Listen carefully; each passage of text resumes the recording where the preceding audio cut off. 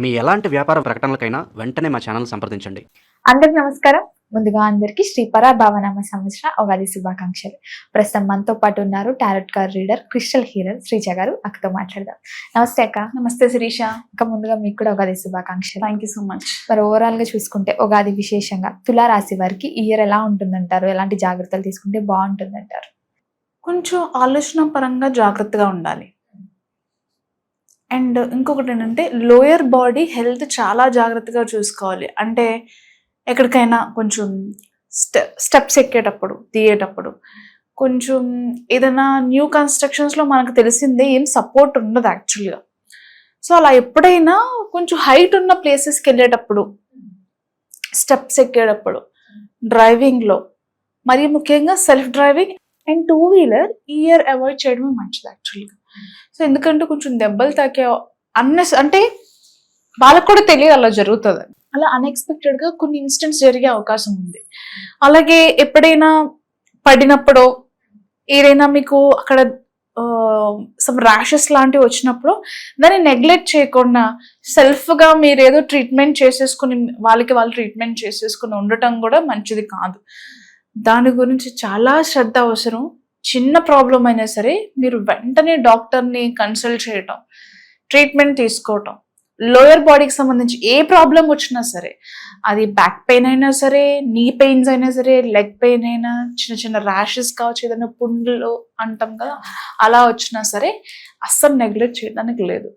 And ఇంకొకటి ఏంటంటే health పరంగా అయినా డబ్బులు ఖర్చు అయిపోతున్నాయా అని చెప్పి దయచేసి హెల్త్ గురించి అయితే డబ్బు ఖర్చు అయితే అవ్వనివ్వండి. కానీ డబ్బు ఖర్చు అవుతుంది కదా అని చెప్పేసి చేయించుకుందాంలే, చూద్దాంలే అన్న నెగ్లిజెన్సీ వద్దు ఈ ఇయర్లో. ఎస్. మరి స్టూడెంట్స్కి ఎలా ఉంటుందంటారు? స్టూడెంట్స్కి బాగుంటుంది ఖచ్చితంగా.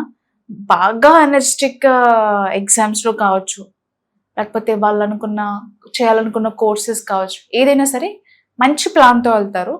మరీ ముఖ్యంగా ఎగ్జామ్స్లో బాగా పార్టిసిపేట్ చేస్తారు, బాగా మంచి పర్ఫార్మెన్స్ ఇవ్వగలుగుతారు. వాళ్ళు ఏదైతే ప్రాక్టీసెస్ కానీ, చదివిన విధానం కానీ, ఏదైనా ఆ ఫోకస్డ్గా ఉన్న విధానం ప్రతిదీ కూడా ఈ ఎగ్జామ్స్కి బాగా హెల్ప్ అవుతుంది. చాలా మంచి మార్క్స్ అనేవి స్కోర్ చేస్తారు. మరి జాబ్ పరంగా, కెరియర్ పరంగా ఎలా ఉంటుందంటే? కెరియర్ పరంగా కూడా బాగుంది శ్రీష. కానీ ఏంటంటే ఇప్పుడు ఫర్ ఎగ్జాంపుల్ చేస్తున్న జాబ్ ఏదైతే ఉందో ఆ జాబ్ చేస్తూనే జాబ్ చేంజ్ అవ్వాలి, లేకపోతే వేరే కోర్స్ నేర్చుకుని ఆ పర్టికులర్ అంటే ఫర్ ఎగ్జాంపుల్ సాఫ్ట్వేర్లో సో మెనీ కోర్సెస్ మనకి అవైలబుల్ ఉన్నాయి, రైట్? సో ఇప్పుడు ఫర్ ఎగ్జాంపుల్ మనం ఒక కోర్స్ మీద ఉండి, అదే ఒక నాలెడ్జ్తో ఉండి చేస్తున్న జాబ్ ఏదైతే ఉందో అదే కాకుండా ఇంకొక స్కిల్ కూడా డెవలప్ చేసుకుని ఆ స్కిల్ మీద జాబ్స్ వెతుక్కునే వాళ్ళు ఎవరైతే ఉంటారో, టూ మెనీ ఆప్షన్స్. అంటే వీళ్ళు చాలా మందికి ఇంటర్వ్యూస్ ఇచ్చి ఉంటారు. ఒక చోట సాలరీ మంచిది బట్ కంపెనీ యావరేజ్, ఇంకొక చోట కంపెనీ పెద్దది బట్ శాలరీ యావరేజ్. సో అలా ఉండే సిచ్యువేషన్స్ ఉండే ఛాన్సెస్ ఉంది కొంచెం. అంటే ఈ ఆప్షన్స్ అనేవి చాలా మల్టిపుల్ ఆప్షన్స్ వస్తాయి వీళ్ళకి జాయిన్ అవ్వడానికి. ఏది చూస్ చేసుకోవాలి, శాలరీకి ప్రిఫరెన్స్ ఇవ్వాలా, కంపెనీకి ప్రిఫరెన్స్ ఇవ్వాలా అనే డైలమాలో కూడా ఉంటారు. టూ మెనీ ఆప్షన్స్ ఉంటాయి, ఏది చూస్ చేసుకోవాలో తెలియదు. అలాగే బిజినెస్లో కూడా కొత్తగా బిజినెస్ స్టార్ట్ చేయాలి అనుకునే వాళ్ళు కూడా టూ మెనీ ఆప్షన్స్ ఉంటాయి. ఇది చేసేద్దాం, అది చేసేద్దాం అని, ప్రతిదీ చేసేద్దాం అని అనుకుంటారు. కానీ ఏది చేస్తే బాగుంటుంది, దేనికి ఎక్కువ డిమాండ్ ఉంది, దేని మీద మనకి ఎక్కువ నాలెడ్జ్ ఉంది అనే విషయాన్ని మాత్రం వీళ్ళు తెలుసుకోవాలి. అంటే ఆప్షన్స్ చాలా పెట్టుకుంటారు, ఏది చూస్ చేసుకోవాలనే విషయంలో మాత్రం ఒక్కొక్క క్రాస్ రోడ్ లా ఉంటారు, కన్ఫ్యూజన్ లా ఉంటారు, డైలమా ఉంటుంది. ఎస్. మరి ఎవరికైతే మ్యారేజ్ కాలేదో వారికి మ్యారేజ్ అవుతుందంటారా ఇయర్ లో? యా, మ్యారేజ్ కి సంబంధించి కూడా పాజిటివ్ సిచ్యువేషన్స్ ఉన్నప్పటికీ కొంచెం ఆప్షన్స్ కన్ఫ్యూజన్ అంటే ఖచ్చితంగా కన్ఫ్యూజన్. అంటే వీళ్ళకి ఏంటంటే అన్ని ఎక్స్ట్రీమ్ గా వచ్చేస్తాయి ఒకటేసారి. ఏది చూస్ చేసుకోవాలి అనే కన్ఫ్యూజన్ ఇక్కడ జాబ్ కెరియర్ లోనే కాకుండా పర్సనల్ లైఫ్ లో కూడా ఉండే అవకాశం ఉంది. ఎస్. యా, పెళ్లికి సంబంధించి అనుకూలతలు ఉన్నాయి, కానీ డెసిషన్ మేకింగ్ లో కొంచెం డైలమా, కన్ఫ్యూజ్ అవ్వటం. అంటే ఈ ప్రతి దాంట్లో కూడా ఏది బెటర్ అనే ఒక ఏమంటారు, ఒక డైలమాలో ఎక్కువ టైం తీసుకునే ఛాన్సెస్. అదే ఏది బెటర్ అని తెలుసుకోలేకపోతారు, కొంచెం కన్ఫ్యూజన్ లో ఉంటారు. ఇకపోతే యా, మ్యారేజ్ కి అనుకూలంగా ఉంది. మరీ ముఖ్యంగా ప్రెగ్నెన్సీకి అంటే పెళ్ళైన కపుల్స్ ఎవరైనా ప్రెగ్నెన్సీకి సంబంధించి వెయిట్ చేస్తుంటే కనుక చాలా మందికి కొన్ని హెల్త్ ఇష్యూస్ వల్ల over weight, obesity, thyroid, next ఏమంటారు మన పీసీఓడి ప్రాబ్లమ్స్ వల్ల కొంతమందికి లేట్ అవుతూ ఉంటుంది యాక్చువల్గా. సో ఇర్రెగ్యులర్ పీరియడ్స్ ఉన్న వాళ్ళకు. సో అలాంటి వాళ్ళు ఎవరైనా హెల్త్ ప్రాబ్లమ్స్తో ఇబ్బంది పడుతున్నాము, చాలా రోజుల నుంచి వెయిట్ చేస్తున్నాం ప్రెగ్నెన్సీ గురించి అనుకునే వాళ్ళకి ఖచ్చితంగా ఇయర్లో ప్రెగ్నెన్సీకి సంబంధించిన గుడ్ న్యూస్ వినే ఛాన్సెస్ అనేవి కనిపిస్తున్నాయి. మరి లవ్ పరంగా చూసుకుంటే వారికి ఎలా ఉంటుందంటారు? లవ్ విషయంలో కూడా కన్ఫ్యూజన్ ఉంటుంది యాక్చువల్గా. అంటే నేను పెళ్లి చేసుకుందాం అనుకుంటున్నాను, ఈ పర్సన్ నాకు రైట్ పర్సనా కాదా, మేబీ నేను ఎక్కువ ఎక్స్పెక్ట్ చేస్తున్నాము ఏమో, మేబీ నేను ఎక్కువగా ఊహించుకుంటున్నానేమో, లేదా డెసిషన్ తీసేసుకున్నాను ముందుకు వెళ్ళొచ్చా లేదా, అక్కడ కూడా కన్ఫ్యూజన్ ఉంటుంది యాక్చువల్గా. మరి ఫ్యామిలీ ఎన్విరాన్మెంట్ ఎలా ఉంటుంది? ఫ్యామిలీ ఎన్విరాన్మెంట్ బ్యాలెన్స్డ్గానే ఉంటుంది, జాయ్ఫుల్గానే ఉంటారు, ఉన్న ఎన్విరాన్మెంట్ని బాగా ఎంజాయ్ చేయగలుగుతారు. అంతేకాకుండా ఫ్యామిలీ ఎన్విరాన్మెంట్ చూసుకుంటే కనుక ఫ్యామిలీలో వైఫ్ కావచ్చు, హస్బెండ్ కావచ్చు, లేదా ఇద్దరు ఒకే మాట మీద ఉండి కొన్ని ప్రాపర్టీస్ మీద ఇన్వెస్ట్ చేయడం, పిల్లల గురించి కేర్ తీసుకుని వాళ్ళకి సంబంధించి లాంగ్ టర్మ్లో ఏదైనా ప్లాన్ చేయాలి అని చెప్పి ఎప్పటి నుంచో వీళ్ళు ఆల్రెడీ ప్లాన్ చేసుకుంటున్నారు.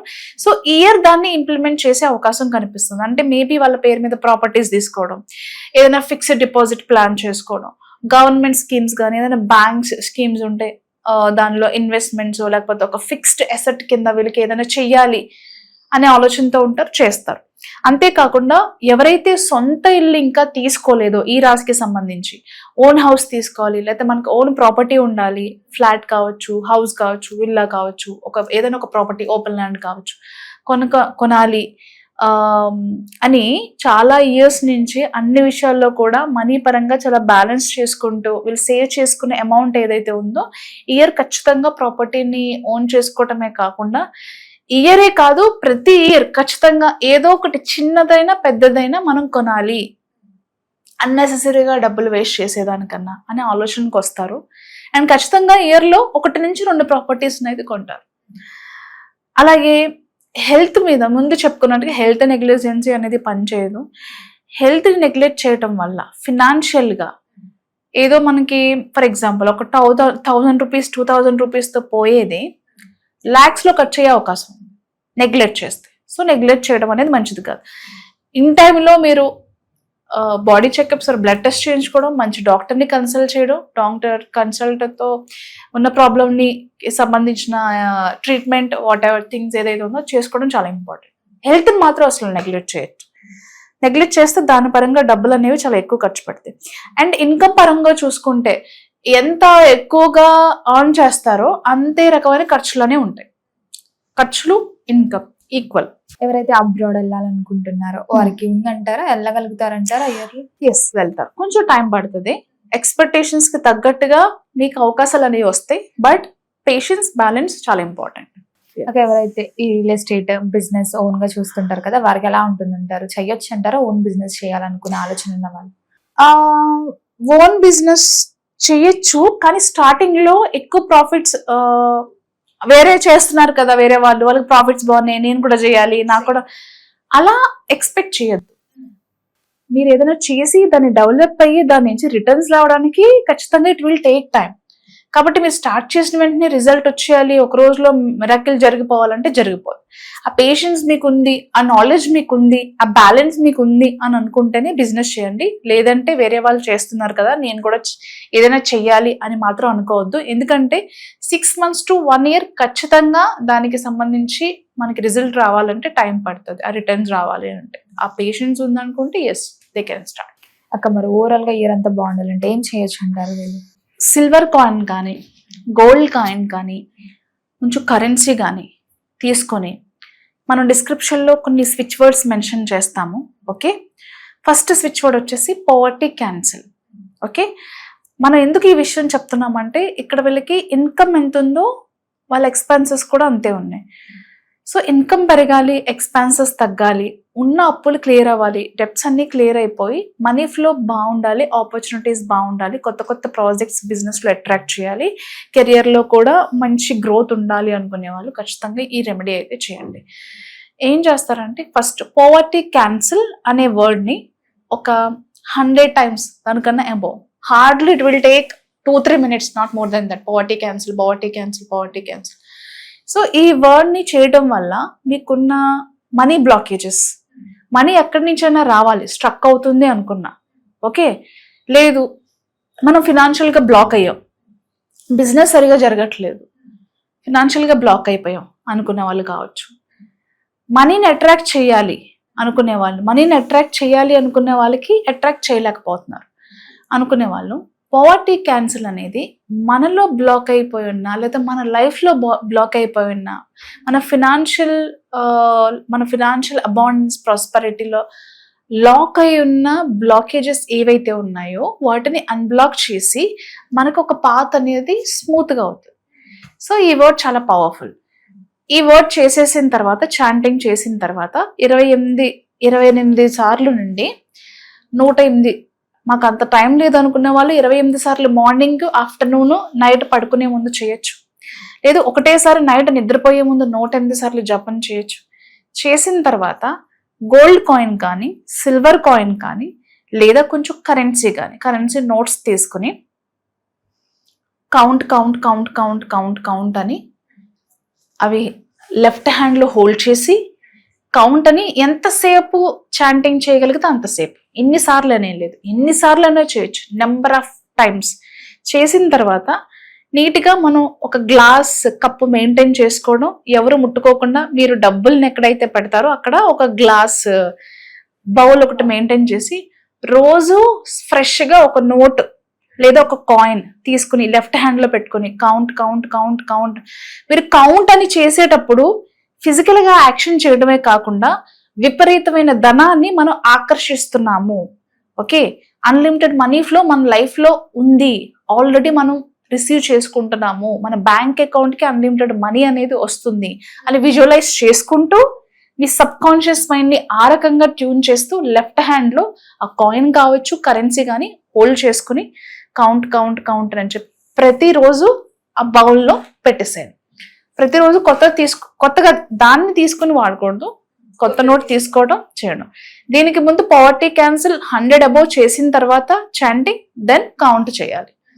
ఇలా చేస్తే ఏదైతే వీళ్ళకి ఖర్చులు ఎక్కువ ఉన్నాయి అండ్ ఎక్స్పెన్సెస్ కూడా ఎక్కువ ఉన్నాయి, సారీ ఇన్కమ్ ఎక్స్పెన్సెస్ ఈక్వల్గా ఉంది కాబట్టి ఇన్కమ్ పెరగాలి, ఎక్స్పెన్సెస్ తగ్గాలి, అలాగే లోన్స్, క్రెడిట్ కార్డ్స్ లేకపోతే ఏమన్నా కొన్ని డెప్ట్స్ ఉన్నాయి అనుకునే వాళ్ళకి ఇది మంచి రెమెడీ. ఒక ఓవరాల్ గా ఈ ఇయర్లో తులారాశి వారికి ఎలా ఉండబోతుంది, ఎలాంటి జాగ్రత్తలు తీసుకోవాలో తెలియజేసినందుకు ధన్యవాదాలు. Thank you Sirisha.